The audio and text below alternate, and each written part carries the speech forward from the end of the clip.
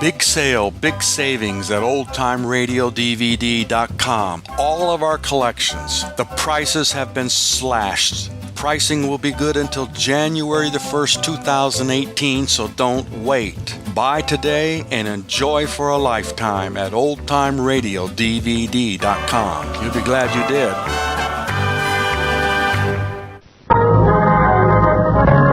Broadcasting System takes pleasure in bringing you the 12th in its series of weekly broadcasts featuring Orson Welles and the Mercury Theater on the air. Tonight, Broadway and Radio's most celebrated theatrical producing company brings to life the best-loved character in detective fiction, the immortal Sherlock Holmes. The play is Orson Welles' own adaptation for radio of William Gillette's enduring melodrama based on the famous stories by Sir Arthur Conan Doyle. Before the performance begins, here is the director of the Mercury Theater, the star and producer of these unique broadcasts, Orson Welles. Good evening. Well, tonight it's back to Baker Street, back to that unlikely London of the 19th century where high adventure awaits all who would seek it, in a hansom cab or under a gas lamp in an Inverness cape. For tonight we pay tribute to the most wonderful member of that most wonderful world, a gentleman who never lived, and who will never die. There are only a few of them, these permanent profiles, everlasting silhouettes on the edge of the world. There is first the little hunchback with a slapstick whose hooked nose is shaped like his cap. There is now and always will be the penguin-footed hobo in the derby and the baggy hat. And the small boy with a wooden head. The long, rusty knight on horseback. And the fat knight who could only procure a charge on foot. There is also the tall gentleman with the hawk's face, and the underslung pipe, and the fore and aft cap. We'd know them anywhere and call them easily by name. Punch and the Charlie, Catherine and the Carty, Quixote, Sir John, and Sherlock Holmes. Now, irrelevant as this may seem, we at the Mercury Theater are very much occupied with rehearsals for a revival of a fine old American farce. A lot of you will remember, if only for its lovely title, which is Too Much Johnson. Its author was William Gillette, which reminded us, as it reminds you, of Sherlock Holmes. As everybody knows, that celebrated American inventor of underacting lent his considerable gifts as a playwright to the indestructible legend of the Conan Doyle detective, and produced the play which is as much a part of the Holmes literature as any of Sir Arthur's own romances, and, as nobody will ever forget, he gave his face to him. For William Gillette was the aquiline and actual embodiment of Holmes himself. It is too little to say that William Gillette resembled Sherlock Holmes. Sherlock Holmes looks exactly like William Gillette. Sounds like him, too, we're afraid, and hope devoutly that the Mercury Theater and the radio will take none of the glamour from the beloved fable of Baker Street, from the pipe and the violin and the hideous purple dressing gown, from the needle and the cigar on the window ledge, and the dry, final, famous lines. Elementary, my dear Watson, elementary, the mere child's play of deduction.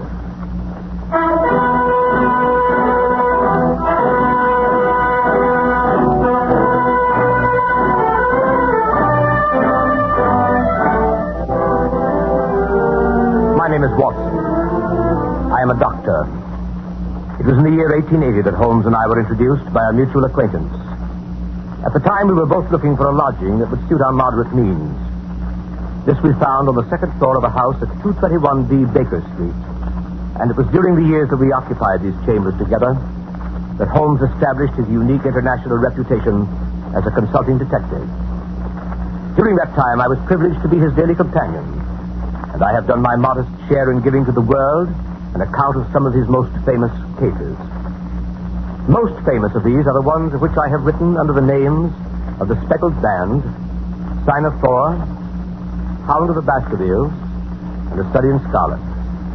They represent, however, only a minute fraction of the 643 cases Holmes successfully solved during the years that we shared the lodgings in Baker Street.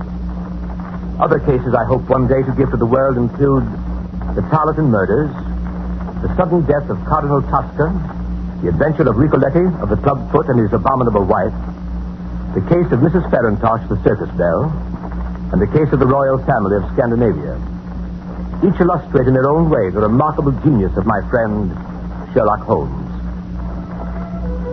Since my marriage 3 years ago, Holmes has continued to occupy the Baker Street lodgings by himself. And here almost every afternoon when my work in the office is finished, I'm in the habit of calling on him. The sitting room as you go in is exactly as it has been for the past 13 years. The worn bearskin rug, the huge sofa covered with faded chintz, the mantelpiece cluttered with miscellaneous objects, unanswered letters and piles of loose tobacco. On one side of the fireplace, in a deep armchair, his pipe curling forth slow wreaths of acrid tobacco, draped in his hideous purple dressing gown, sits Sherlock Holmes with his violin under his chin.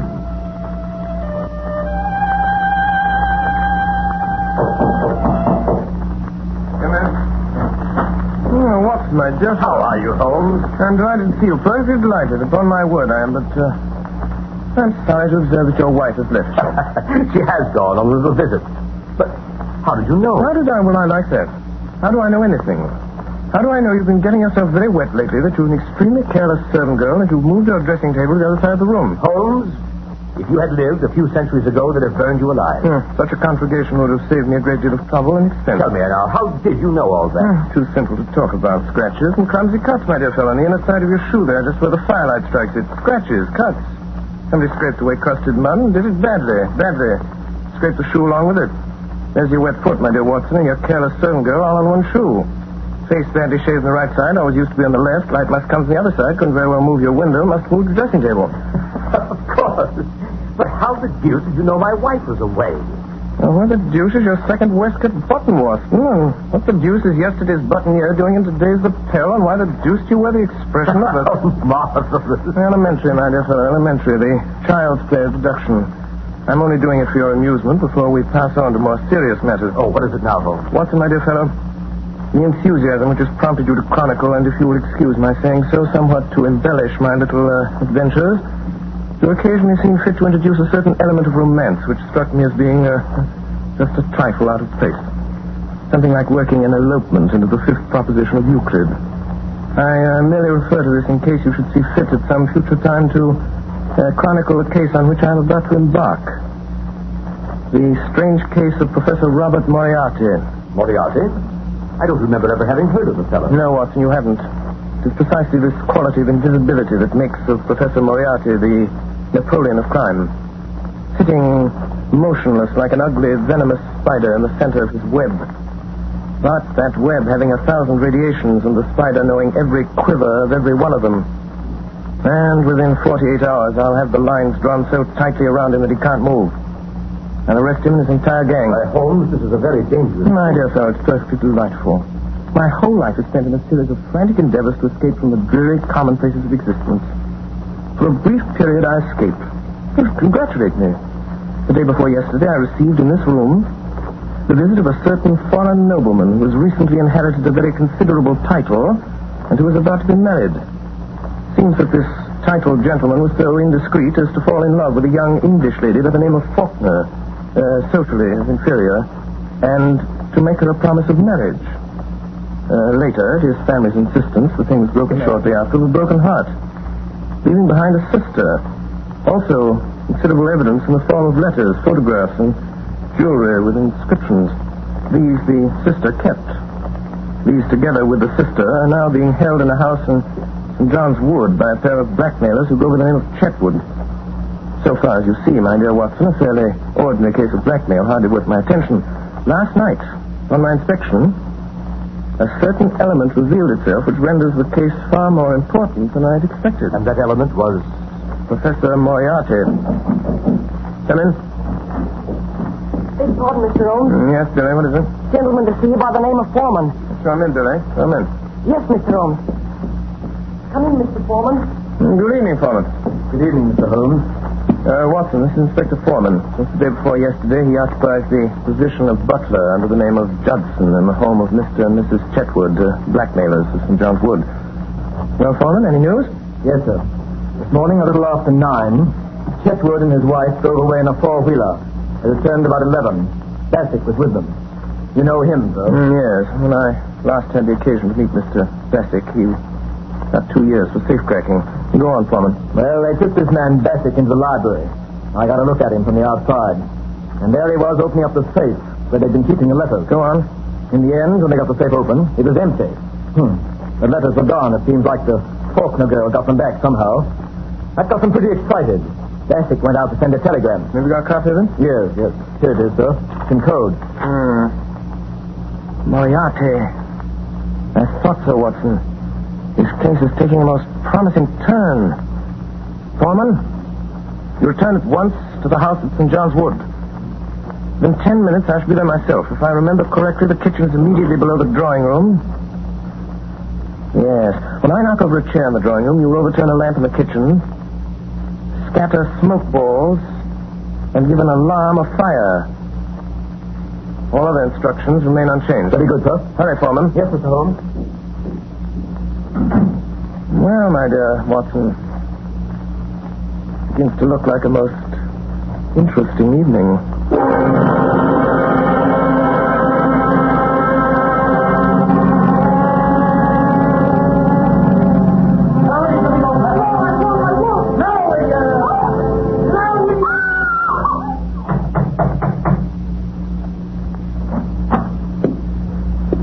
Good evening. My name is Sherlock Holmes. Whom did you wish to see, Mr. Holmes? Oh, thank you so much, Mr. Chetwood. I had myself announced by the butler on my way up. I didn't. Oh, very well. Oh, here he is. Yes, Judson. Miss Faulkner begs Mr. Holmes to excuse her.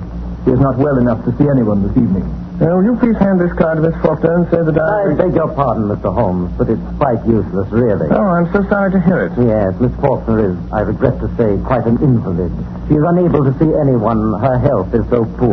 Has it ever occurred to you, Mr. Chetwood, that she might be confined to the house too much? How does that concern you? It doesn't. I simply make the suggestion.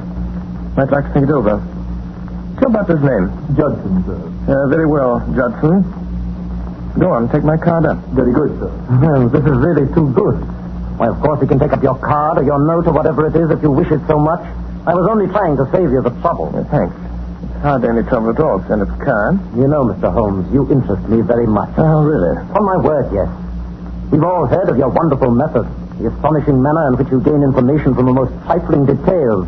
Now, I dare say in this brief moment or two, you've discovered any number of things about me. Nothing of consequence, Mr. Chetwood. I hardly more than asked myself why you were so distressed to see me at this particular moment, and what there can possibly be about the safe in the lower part of that desk to cause you such painful anxiety. Yes, very good. Very good indeed. If those things were only true now, I'd be wonderfully impressed. It would be absolutely remarkable. Excuse me, sir. Justin, A message for you, Mr. Chetwood. you'll excuse me, I trust.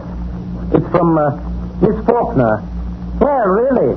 She begs to be allowed to see you, Mr. Holmes. She absolutely implores it. Well, I suppose I shall have to give way. Judson, ask Miss Faulkner to come down to the drawing room. Say that Mr. Holmes is waiting to see her. Very good, sir. Quite remarkable, upon my soul. May I ask, if it's not an impertinent question, what message you sent up that could so have aroused Miss Faulkner's desire to come down? Merely if she wasn't down here in 5 minutes, I'd go up. Oh, that was it. Quite so. And unless I'm greatly mistaken, I hear the young lady on the stairs. In which case she has a minute and a half to spare. Alice, it is Miss Faulkner. Let me introduce Mr. Sherlock Holmes. Mr. Holmes, Miss Faulkner. I'm really most charmed to meet you. Although it does look as if you've made me come down in spite of myself, doesn't it? I thank you very much indeed for consenting to see me, Miss Faulkner, but regret to observe that you were put to the trouble of making such a very rapid change of dress. Oh, yes. I did hurry a trifle, I confess. Mr. Holmes is quite living up to his reputation, isn't he, Freddie? Come in. Yes, ma'am. What are you doing here, Judson? I beg pardon, ma'am. I was answering the bell. What bell? The drawing room bell, sir. What do you mean, you blockhead? No one rang the bell? I'm quite sure it was rung, sir. Well, I tell you it did not ring. Your butler is right, Mr. Chetwood. The bell did ring. How do you know? I rang it. What do you want? I want to send my card to the real Miss Faulkner. The real? I said the real Miss Faulkner. Judson. Yes, sir. Holmes, What right have you to ring for servants and give orders in my house? What right have you to prevent my cards from reaching their destination? And how does it happen that you and this woman are resorting to trickery and deceit to prevent me from seeing Alice Faulkner? Through some trifling oversight, Judson, neither of the cards I handed to him has been delivered. Kindly see that this error does not occur again. My orders, sir? You have orders. I can't say, sir. You were told not to deliver my card. What business is it of yours, I'd like to know? I shall satisfy your curiosity on that point in a very short time, Mr. Chetwood. Yes. And you'll find out in a very short time that it isn't safe to meddle with me. It wouldn't be any trouble at all for me to throw you out into the street. Possibly not, but trouble would swiftly follow such an experiment on your part. It's a cursed lucky thing for you I'm not armed. Yes, well, Miss Faulkner comes down, you go and arm yourself. Arm myself? I'll call the police. What's more, I'll do it now. Oh, no, you will not do it now. You will remain where you are until the lady I came here to see has entered this room. What makes you so sure of that? Because you will prefer to avoid an investigation of your suspicious conduct, Mr. James Larrabee. Well, that is the name under which you are known to Scotland Yard, I believe, Mr. Chetwood. This lady here is your wife. To you, Judson, you will either deliver that card to Miss Faulkner at once or sleep in the police station tonight. That is of small consequence to me, which you do. Shall I go, sir? Go on. Take up the card. It makes no difference to me. A short time since, Larrabee, you displayed an acute anxiety to leave the room. Pray do not let me detain you or your wife any longer. Take it you prefer to remain while I talk to Miss Faulkner? We do, Mr. Holmes. Last, Miss Faulkner. Is it Mr. Holmes? Yes. You wish to see me? Very much indeed, Miss Faulkner, but I'm sorry to see that you are far from well. Oh, no, No? Beg your pardon. What does this mark mean? Oh, nothing. Nothing? No. And the mark here on your neck, plainly showing the clutch of a man's fingers, does that mean nothing also? Occurs to me that I should like to have an explanation of this. Possibly you can furnish one, Mr. Larrabee. How should I know? It seems to have occurred in your own house. What if it did? You'd better understand that it isn't healthy for you or anyone else to interfere with my business. That is your business. Here's that much at least. Pray be seated, Miss Faulkner. I don't know who you are, Mr. Holmes, or why you are here. I shall be very glad indeed to explain. My business is this. I've been consulted as to the possibility of obtaining from you certain letters addressed to your sister, which are supposed to be in your possession. I cannot give up my sister's letters, Mr. Holmes. There are other things besides revenge. And it's punishment. Believe me, Miss Faulkner. There is nothing more to say. Good night, Mr. Holmes. But my dear Miss Faulkner... Oh, I'm so sorry. How clumsy of me to turn over this chair. Fire! Oh, help, sir! Oh, what's that? Help, sir! What is it? You're having your mouth here. The lamp, sir. The lamp for the kitchen, sir. It's fell off the table and everything down there is blazing. Quick, sir, come down. Don't alarm yourself, Miss Faulkner. There is no fire. No fire. The smoke was all arranged for. Arranged for? What does it mean, Mr. It Holmes? means this, Miss Faulkner. It means that I wanted a package of letters, Miss Faulkner, and that by following your eyes just now, when you thought there was a fire, I discovered that you had hidden them in the upholstery of this chair. Yes. Quite elementary, as you see. And now that they're in my possession, there seems to be no reason for me to remain any longer in this house. Good night, Miss Faulkner. Miss Faulkner. Yes. I can't take them, Miss Faulkner. These letters belong to you. I find that I cannot keep them unless you can possibly change your mind and let me have them of your own free will. I suppose you could. I will therefore return them to you and, here's our friend Mr. Larrabee returning from the fire. Oh, you've got the letters, have you? Now I suppose we're going to see you walk out of the house with them. On the contrary, you're going to see me return them to their rightful owner. Miss Faulkner, here are your letters. Should you ever change your mind and be so generous, so forgiving as to wish to return these letters to the one who wrote them, you have my address. In any event, rest assured there will be no more cruelty, no more persecution in this house. Thank you, Mr. Holmes. You are perfectly safe with your property, Miss Faulkner. For I shall so arrange it that your faintest cry of distress will be heard. And if that cry is heard, it will be very unfortunate for those who are responsible. As for you, Mr. Larrabee, and you, Madame, I beg you to understand that you continue your persecution of that young lady at your peril.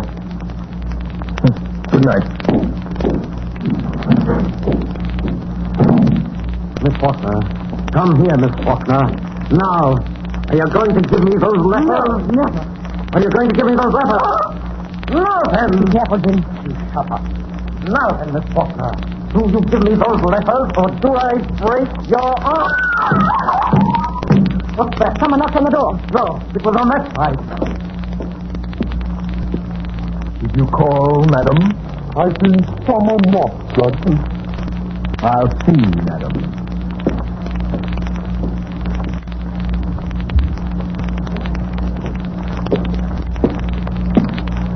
I beg pardon, madam, but there's no one at the door.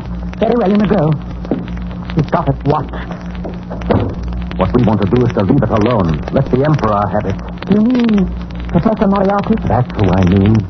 Once let him get at it, he'll settle it with Holmes pretty quick. Don't you worry a minute. I tell you, Professor Moriarty will get at him before noon tomorrow night. He won't wait long either. And when he strikes, it means death.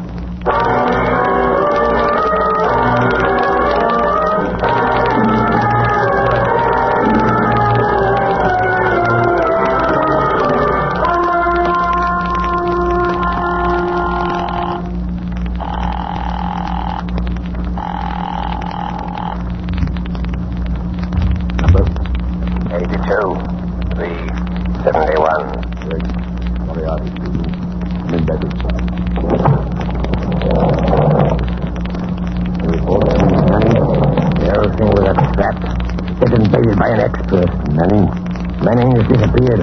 Disappeared? Sherlock Holmes again. Now this Larrabee job. He's in on that too. And that's where he's made his mistake. Holmes is playing rather a dangerous game, Bassett. Inspector Wilson tried it 7 years ago. Wilson is dead. 2 years later, Henderson took it up. We haven't heard anything of Henderson lately, eh? Not a thing, sir. You'll see about that. This Holmes is rather a talented man. He doesn't realize there isn't a street in London that'll be safe for him if I just let his name clear. And make even use of a little call, my friend. Just for the satisfaction of it. Just for the satisfaction of it. Baker Street, isn't it? His place? Baker Street, eh? Baker Street, sir. He could make it safe. He could make it absolutely safe. With 3 streets in every direction. Yes, sir, but he could. He's done it over and over again elsewhere. Police deployed. Men in every doorway. Do this tonight in Baker Street. At 9 o'clock, call his attendants out on one pretext or another and keep them out. You understand? I'll see this Sherlock Holmes myself. I'll give him a chance for his life. That's it. Yes, sir. Notify the Lascar that I may require the gas chamber at Stepney tomorrow night. And have Craig in there at 10:15 with his crew. Tell Larrabee I shall want him to write a letter to Mr. Sherlock Holmes, which I shall dictate. Meet me here at 7. Bassett, place your men at 9 tonight for Sherlock Holmes' house in Baker Street. Yes. We'll go there, yes, sir. I will still go there myself at this meeting tomorrow night, sir. Put him in the gas chamber. If I fail to kill him in Baker Street, you'll have him in Swanland Lane. Either way, I have him, Bassett. 2 strings to our bow. 2 strings, eh, Bassett?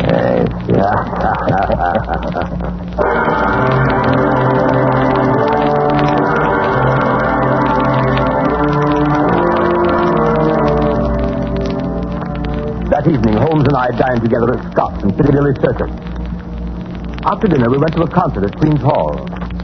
I can still see him on this particular night of the Moriarty case, well knowing that his life was in peril, sitting beside me in the stalls, wrapped in the most perfect happiness, listening to Sarasate play the violin, gently waving his long, thin fingers in time to the music.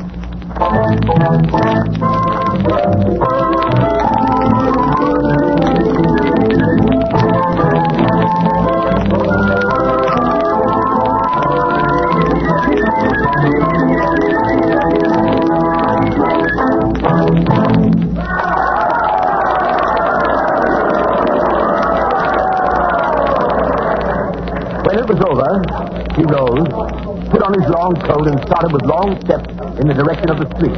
Come my dear Watson. Go to Baker Street. I have an idea that very soon we shall be receiving Most interesting visit.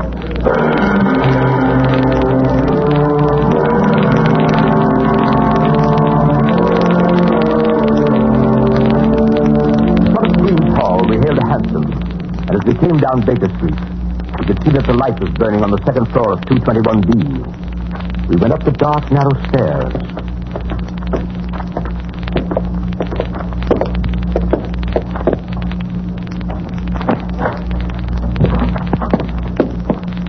Mr. Holmes. The boy Billy was waiting for us. Mr. Holmes. What is it? Mrs. Hudson's compliments, sir, and she wants to know if she can see you.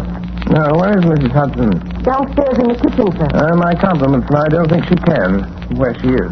She'll be very sorry, sir. Our regret will be mutual. It was most terribly important, sir.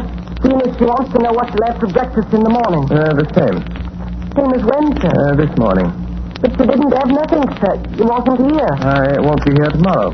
Yes, sir. Is that all, sir? Quite so. Yes, sir. Thank you, sir. Oh, Mr. Holmes, here's a letter for you, sir, on the table. Delivered 10 minutes ago. Well, read it, Watson. That's a good fellow. I put on my dressing gown. Dear sir. Who about to dress his name? Why, James Larrabee. And what has James to say this evening? Dear sir. I hope he won't say that again. I have the honor to inform you that Miss Faulkner has changed her mind regarding the letters, etc., which you wish to obtain, and has decided to dispose of them for a monetary consideration. If you wish to negotiate, will you be at 9 o'clock at the Guards Monument at the foot of Waterloo Place? You will see a four-wheeler with wooden shutters to the windows. If you have the cab followed or try any other underhand trick, you won't get what you want. Let me know your decision. Yours truly, James Larrabee. Mine truly. Well, later perhaps. What does the fellow mean? Fellow means to sell me a base imitation for a large sum of money, certain letters he does not possess. I shall probably buy them from him. Now, tonight, 11 o'clock, Guards Monument, cab with wooden shutters, no one to come with me, no one to follow. Or I don't get what I want. Quite right. But this cab with the wooden shutters. Merely a little device to keep me from seeing where they're taking me. Billy. Yes, sir. Give this to the man. It's a woman, sir. Oh, young or old? Look quite young, sir. Handsome? Four-wheeler, sir. Seen the driver before? Yes, sir, but I can't think where. Hand this to the lady, apologize for delay, and look at the driver again. Yes, sir. My dear Holmes, you didn't say you would go. But I certainly did. This fellow means mischief. This fellow means the same. I beg pardon, sir. A message come over from the chemist on the corner to say a man has been hit by a bus. Looks like his leg's broke. And would Dr. Watson kindly step over and help till the ambulance Oh, you comes? certainly are. Go at once. I'll be back in a minute, Holmes. Billy. Yes, sir. Who brought that message? Boy from the chemist, sir. Yes, of course. But which boy? Must have been a new one, sir. I ain't seen him before. Billy. Get downstairs quickly. Look out for the doctor. The boy's gone. There's a man with him. It means mischief. Let me know. Don't stop to come up. Ring the doorbell. I'll hear it. Ring it loud. Yes, sir.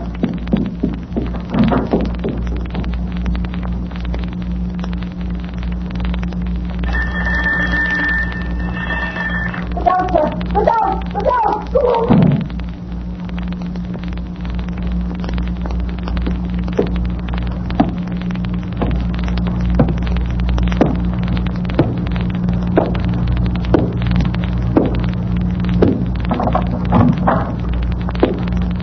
Dangerous habit, Mr. Holmes, the finger-loaded firearms in the pocket of one's dressing gown.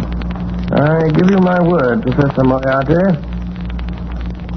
You'll be taken from here to the hospital if you keep your hand behind you like that. That's better. In that case, please put your revolver on the table. You evidently don't know me. I think it's quite evident that I do. Pray have a chair, Professor. I can spare you 5 minutes. What is going to say? Careful. What are you about to do, Professor Moriarty? Look at my watch. I'll tell you when your 5 minutes is up. Is your intention to pursue this case against me? That is my intention. To the very end. I regret this. I share your regret, Professor, but You think that I would be here if I hadn't made the streets quite safe in every respect? I could never so grossly overestimate your courage as that, Professor Moriarty. You imagine that your friend the doctor and your boy Billy will soon return? What? So, it leaves us quite alone, doesn't it, sir? Quite alone. So that we can talk to that rover quietly, Mr. Holmes, and not be disturbed. In the first place, I wish to call your attention to a few memoranda which I jotted down, and which you will find... there they are. Look out!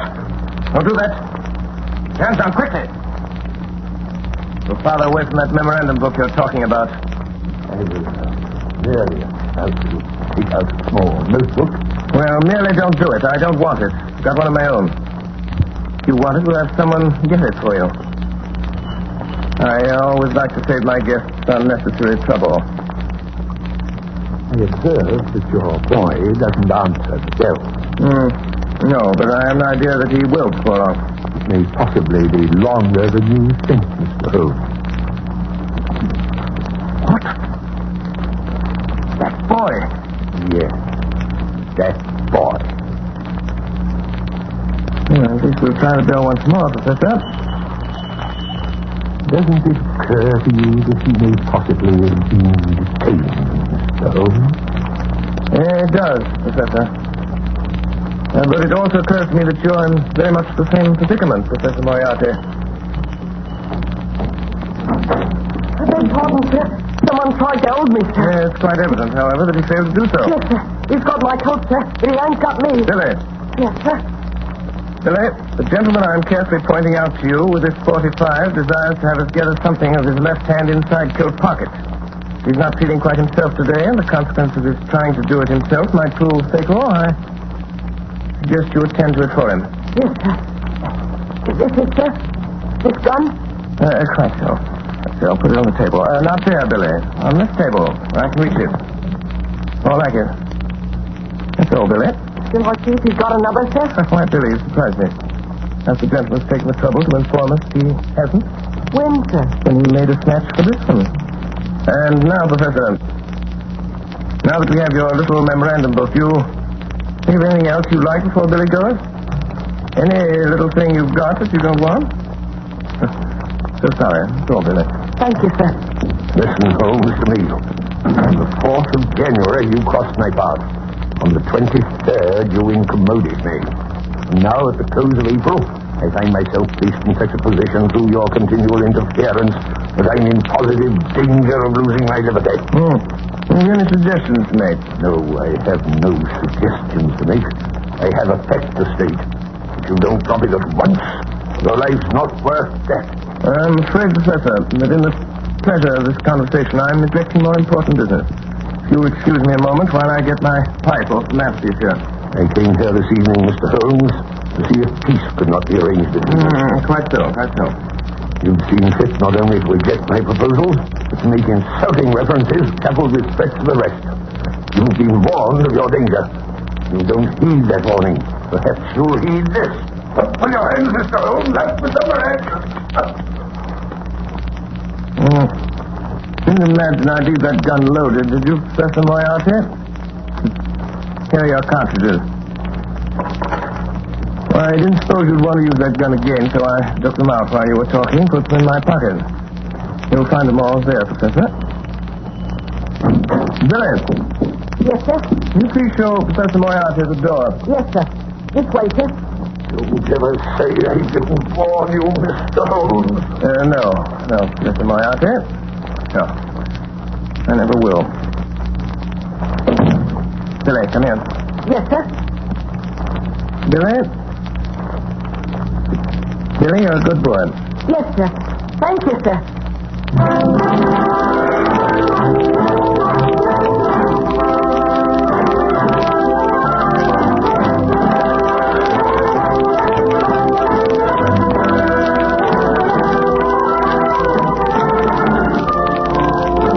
You are listening to the Columbia Broadcasting System's presentation of Orson Welles and the Mercury Theatre on the Air in Sherlock Holmes, with Orson Welles in the title role and Ray Collins as Dr. Watson. We pause a moment for station identification. This is the Columbia Broadcasting System.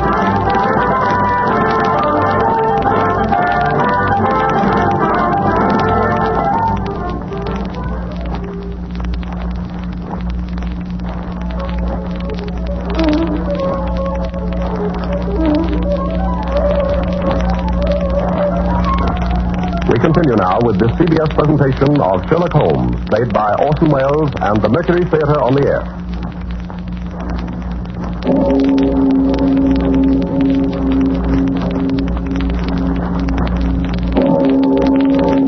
It was exactly 9 o'clock when Sherlock Holmes left the house in Baker Street. He had given the strictest instructions that no one was to follow him. If there had been no word from him by noon of the following day, we must notify Scotland Yard. I went to the window and looked after him as he went down Baker Street. A tall, thin figure in a gray ulster, walking with long, smooth steps in the direction of Langham Place. There he entered a cab.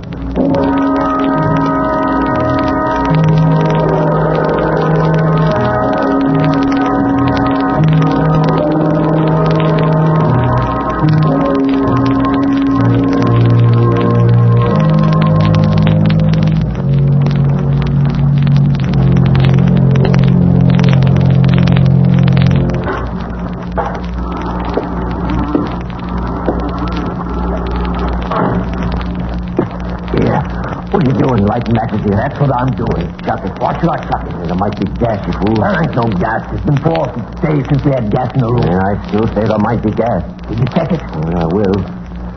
Here goes. Ready? Give it a turn. That'll do. Turn it off. 5 minutes of that.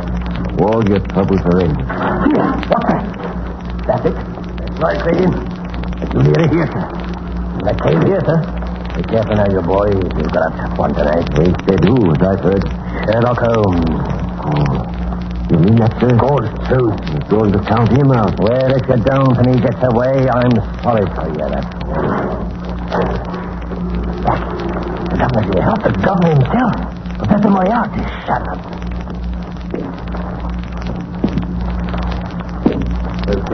Yes, sir.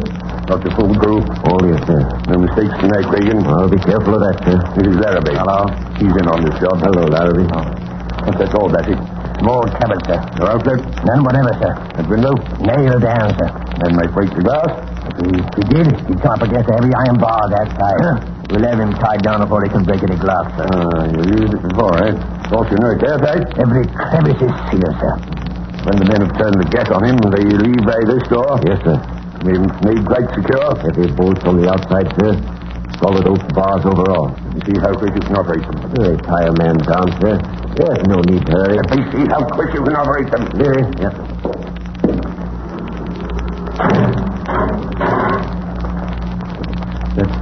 That's good. Open it up. Now, Creighton, the rest of you. One thing remember. Whatever happens, no shooting tonight. Not a single shot. Will be heard in the alley below. First thing is to get his revolver away before he has a chance to use it. 2 of you attract his attention in front. The other come up on him from behind and snatch it out of his pocket. Then you have him.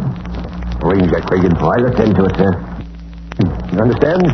We wait for you. I understand, sir. They give you this opportunity to serve him the packet of letters you forged and get what you can for your trouble. £200 doesn't interest me, Mr. Larrabee. What I am after is I understand, sir. When you've finished and got your money, you whistle, and these gentlemen come in. Let's hear it. You hear that, Cregan? That's right. And Cregan, the proper moment, present my compliments to Mr. Sherlock Holmes and say that I wish him a pleasant journey to the other side. Come on, Daddick. Good night, gentlemen. Good night. Good night, Larrabee. Good night, sir. All right, boys. Clear. When you hear the whistle, in you come. Right you are, sir. Very. Yes, sir. You get down on the corner below. Let me know when he comes. I will let you know. Well, when you see him driving up, come down the alley and whistle 3 times. Very good, sir. Here. What's this? How did you get it? What are you doing in the back? Hey, what is it, Larry? The woman here in the back. Bring her in. Come on. Oh, it's you, Miss Faulkner. It's true, then. How did you get to this place? I followed you in a cab. What have you been doing since I came up here? Informing the police, perhaps? No. I was afraid he'd come, so I waited. To warn him, I suppose. No. To warn him, yes. You're going to swindle and deceive him, sell him a packet of false letters. I know that. What else are you going to do to him? Wouldn't you like to know? There are those men that came up here. What men? These terrible-looking men. I saw them go into the street door. You don't mean these men, do you, Miss Faulkner?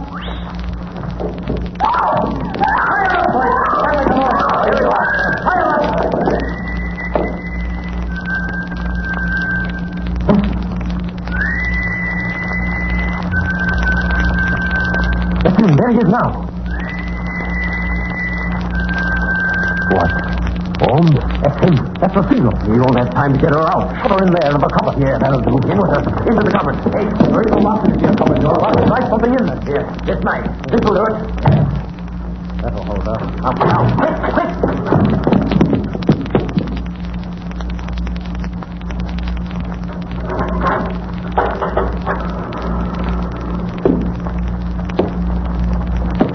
Good evening, Mr. Holmes. Mr. Larrabee. Oh, really? I certainly thought after all this driving about in the crow's cab, you'd told me something new. Seen it before, have you, Mr. Holmes? Oh, well, a time or two. Now to come to think of it, I nabbed a friend of yours in this place while he was trying to drop himself out of the window. Ed Colvin, the cracksman. Colvin, never heard of him before. Well, you certainly never heard of him after. Sure of that. Brace of counterfeiters used these luxurious chambers in the spring of '89. Well, hid in that cupboard. We pulled him out to the heels. Quite interesting. The times have changed since then. So they have, Mr. Larrabee, so they have. But then it was only cracksmen, counterfeiters, pickpockets, and petty swindlers of various kinds. But now... Well, what now? Well, between you and me, Mr. Larrabee, we've heard some not altogether agreeable rumors. Rumors of some pretty shady work not far from here. A murder, too, of a very peculiar kind. I've always had a suspicion. That's it. My surmise was correct. It is. This is what? This room is corked, sealed. What does that signify to us? Nothing to us, Mr. Larrabee, nothing to us. But it might signify a good deal to some poor devil who's been caught and gassed in this trap. Well, if it's nothing to us, suppose we leave it alone and get to business. My time is limited. Yeah, of course. I should have realized that these reflections could not possibly appeal to you. Well, have a cigar, Mr. Holmes? Thanks. Well, good cigar this, Mr. Larrabee. A genuine Havana. Glad you like it. Now, here is the little packet of letters which is the object of this meeting. I haven't opened it yet, but Miss Faulkner tells me everything is there. I suppose, Mr. Larrabee, that if Miss Faulkner knows nothing about this affair, we omit her name from the discussion. What do you mean? Who told you she doesn't know? You did. Every look, tone, gesture, everything you've said and done since I've been in this room has informed me that Miss Faulkner has never consented to this transaction. It is a little speculation of your own. Oh, I suppose you think you can read me like a book. Oh, no, like a trimmer. Well, let it pass. How much will you give? £1,000. I couldn't take it. What do you want? 5,000. I couldn't give it. Why aren't you offering 4,000 for this little Why didn't you take it? Because I intended to get more. Oh, that's too bad. If they offered 4,000, they'll give 5. They won't give anything. Why not? They've turned the case over to me. Will you give 3,000? Mr. Larrabee, strange as it may appear, my time is limited as well as yours. I have brought with me the sum of £1,000, which is all that I wish to pay. If it is your desire to sell at this figure, kindly appraise me of the fact at once. If not, permit me to wish you a very good evening. Well? You can have it. Too small a matter to haggle over. Give me the money. Yes, certainly. I thought you said you'd only brought just 1,000. I did. This is it.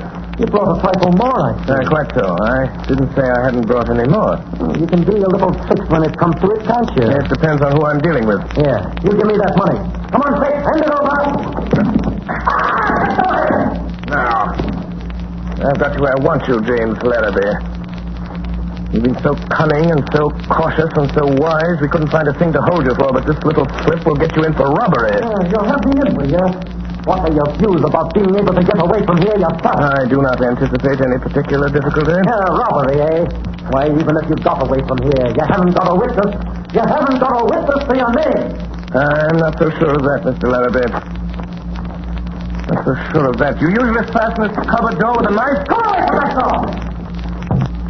Faulkner! Stand back. Contemptible scoundrel, what does this mean? I'll show you what it means, Patrick, quick!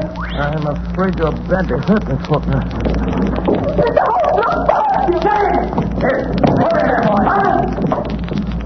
I'll have to ask you gentlemen to wait just one moment, please. Here, there. What's the idea of sitting down and writing? What are you writing? Writing your will, I suppose. No, only a brief description of one or two of your gentlemen, the police. Wait a bit. You better listen to me, Mr. Holmes. We're going to tie you down nice and tight to the top of that table. Why, you surprise me, gentlemen. Thinking you're so sure of anybody in this room. And 3 bars gone out of that window. Bars or no bars, you're not going to get out of here as easy as you expect. There are so many ways, Mr. Larrabee, that I hardly know which one to choose. You better choose quick, I can tell you that. I'll choose at once, Mr. Cregan. And my choice falls on this chair. All right, you get away in the car. Look out. Hey, guys, look at the car. Take him by his car. Look out. He's going to the window. He's up on the ledge. He's turned out. Look at his car. He's quick. After him. There he goes. He's out by the window. No, gentlemen, no, not by the window. I'm leaving by the door. By the... I had a busy morning at my office in Harley Street. It was after 11 before the last of my appointments was over. And still no news of Holmes. Did you ring Dr. Watson? Oh, Parsons. Is there anyone waiting? I have to be in Baker Street at noon. There's one person in the waiting room, Doctor. A lady, sir, and she wants to see you most particular. Hey, what about? She didn't say so, only she said it was the utmost importance to her if you'll see her. Oh, very well, I'll see her and call a cab for me at the same time and have it wait. Show the lady in. Yes, sir. This way, ma'am. This way. Oh, Doctor, it's awfully good of you to see me. I'm engaged to with speaking. I didn't bring my card case. Well, if I did, I'd lost it. Don't trouble about a card, Mrs. Seaton. They said you were Mr. Holmes' friend. Several people told me that. Several. They advised me to ask you where I could find him today, this morning. And everything depends on it, Doctor. Everything. I'd go to Mr. Holmes at once. But I've been. He wasn't there. You went to Mr. Holmes' house? Yes, in Baker Street. That's why I came to you. They said he might be here. No, he isn't here. But don't you expect him this morning? No, there's no possibility of Mr. Holmes coming as far as I know. But couldn't you get him to come? It would be such a great favor to me. I'm almost worn out with going about him with this dreadful anxiety. If you could get word to Mr. Holmes to come. I could not get him to come, madam, and I beg you to excuse me. I'm going out myself on urgent business. I have no idea where Mr. Holmes should be. What's that, Parsons? Sounded like a accident, sir. Probably nothing more than a broken down hansom. There's two in his body. That's the bell, sir. Somebody's there, sir, and they're wanting you. Well, don't allow anybody to come in. I have no more time. Very well, sir. But they're coming in, Doctor. Right now, I'm going to go. Congo doctor's off his business, and he can't come in when he's there. The doctor can't see anybody. He's got to come in. Can't leave that in the street, can we? All right, help him in, Oh, Parsons. Doctor, he's frightful. Can I be of some use? No, whatever, no, whatever. The doctor must see the poor fellow. Oh, my leg. Right this way, sir. Be careful of the sill, sir. That's it. The accident. It's called the accident. Oh, you can't. That's plain enough. He was on the wrong side of the street, he was. And now over to this. No, I'll sit here. No. This is the chair, sir. Don't you suppose I know where I want to sit down? You'll sit down here. That isn't the doctor. Yeah, the doctor will have a look at you. Here's the doctor. That isn't the doctor. Yes, it is a doctor. Here, doctor. You just come and have a look at this old bloke, will you? He's hurt himself a little bit. Are you a cabman? Yes, I'm the cabman. Well, I'll have you arrested for this. Arrested? Arrested! You can't arrest me. No, I can't, but somebody else can. Where's my hat? My hat! Never mind your hat. I will mind my hat. I'll hold you responsible. There's your hat in your hand. Go on, sit down. That isn't my hat. Here, you're responsible. I'll have you arrested. Here, come back. I'm going to stick around here. You know, I got to go to send the no. Bring your horse in here. I want to speak to him. Let us say I won't stay in this place. If I ever get out of here alive. Now, what are you staring at me for, lady? Parsons, tell that cab to wait for me. I must see if he's badly hurt. Yes, sir. Now, my friend, if you'll sit quiet for one moment, I'll have a look at you. Well, stay still, will you? Well, how can I... Remarkable weather we're having, eh, Doctor? Holmes! What on earth? How about having me remove some of this ridiculous disguise, Watson? Holmes! Is that you? Quite so, my dear fellow, quite so. Holmes! Watson, only get out that window. Look out, the blinds. What do you want me to do? Nothing. Already been done by Mrs. Larrabee here. Look out, Holmes! Can you get out that way? I don't think so, Watson. Foreman. I got it, sir. Good work, Foreman. I'll take this lady in charge. Yes, sir. Very good, Foreman. Wait for me outside. Yes. Oh, Watson, my dear fellow, I regret to say that up to the present time, Professor Moriarty himself has not risen to the bait. Where do you think he is? In the open streets under some clever disguise. watching for a chance to get at me. And was this woman sent in here? Quite so. A spy. To let them know by some signal. If she found me in the house, now they know. Pull down that blind, Watson. I don't care to be shot at from the street. I imagine we shall hear from Professor Moriarty very soon now. Mr. Holmes! Mr. Holmes! What did I tell you? He's come, sir. From where? The house across the street. He was in there watching these windows. He must have seen something, so he's just come out. There was a cab waiting in front of this house, sir, and he's climbed up and changed places with the driver. Get out again quick, Billy, and keep your eye on him. Yes, sir. Thank you, sir. Watson, if you let me have a rather heavy portmanteau for a few moments, I won't do it any harm. Parsons, my large gladstone over there in the corner. Bring it here, please. Here you are, sir. Here's a portmanteau. Thank you, Parsons. Put it down there. Thank you so much. Parsons, you ordered a cab for the doctor a short time ago. It's been waiting, I believe. Yes, sir. I think it has, sir. Be so good as to tell the driver to come in here and get a valise. When he comes, tell him that's the one. Very good, sir. My dear Watson, times like these you should tell your man never to take the first cab that comes on call, nor yet the second. The third may be safe. But Holmes, Yes, it's coming here right in this way. This bag. I want taken down. I'll get next, boy. All right. Goodbye, Watson. Bye, Watson, old fella. Wait a minute, driver. Pretty heavy, I'm afraid. Let me help you. The Watson. I'll write you from Budapest. Yes, but Here, driver. Let me tighten up these straps a bit. Here we are, that's right. I'll hold it, driver. You pull the strap. Two little things in this bag that I wouldn't like to lose. Aren't you, Watson? And it's just as well to make quite sure. Is it not, Professor Moriarty? By means of a simple pair of handcuffs. You, Holmes. You imagine, Sherlock Holmes, that this is the end? I ventured to dream that it might be. You're quite sure the police will be able to hold me? Professor Moriarty, I'm quite sure of nothing. Take him away, Foreman.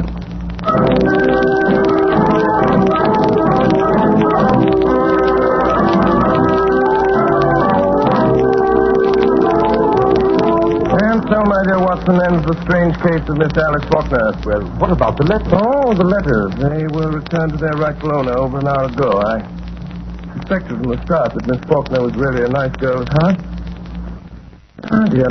What is it, Holmes? I was just reflecting, my dear Watson. With Moriarty out of the way, London, from the point of view of the criminal expert, it's likely to become a singularly uninteresting city. One's morning paper a veritable wilderness of boredom. Mr. Holmes! Mr. Holmes! Yes, Billy? There's a lady, sir. Been waiting for an hour. Says she's got to see you, sir. Case of murder, she says. She's got a face very... From which I deduced that she is a lady of over 41 and less than 45, of a strange, dark beauty and considerable social eminence. That she has lived for some years in the Near East. That she is now wearing a large blood ruby on the second finger of her left hand. Holmes, how do you know these things? It's amazing. Elementary, my dear Watson. Elementary. The child's play of deduction.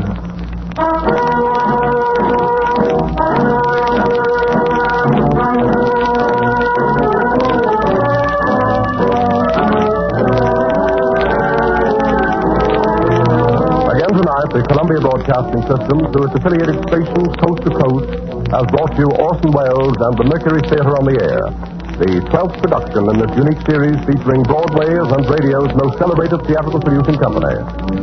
This evening, the play was Orson Welles' own adaptation of William Gillette's Sherlock Holmes. In the cast, Dr. Watson, played by Ray Collins, Alice Faulkner by Mary Taylor, Madge Larrabee by Brenda Forbes, James Larrabee by Edgar Barrier, Inspector Foreman by Morgan Farley, Tragan by Richard Wilson, Brassic by Alfred Shirley, Larry by William Allen, Billy by Arthur Anderson, Professor Moriarty by Eustace Wyatt, and Sherlock Holmes by Orson Welles. The orchestra was conducted by Bernard Herrmann, and the production was supervised for CBS by Davidson Taylor. Your announcer is Frank Gallup.